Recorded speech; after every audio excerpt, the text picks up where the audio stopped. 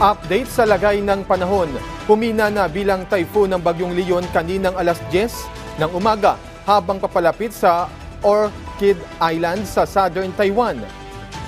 Sa datos ng Pag-asa, namataan ang sentro ng bagyo 155 kilometers hilagang bahagi ng Itbayat, Batanes at kumikilos ng pahilagang kanluran sa bilis na 25 kilometers per hour.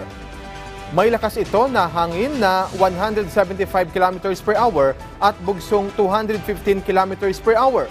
Nakataas ang signal number 3 sa lalawigan ng Batanes habang signal number 2 sa Babuyan Islands. Nakataas naman ang signal number 1 sa ilang lugar sa Luzon, kabilang ang mainland Cagayan, Isabela, Apayao, Abra, Mountain Province, Ifugao, hilagang bahagi ng Benguet, Ilocos Norte at Ilocos Sur. Sa pagkataya ng Pag-asa, maglalandfall ang Bagyong Leon sa silangang bahagi ng Taiwan ngayong hapon at lalabas ng Philippine Area of Responsibility mamayang gabi o bukas ng umaga.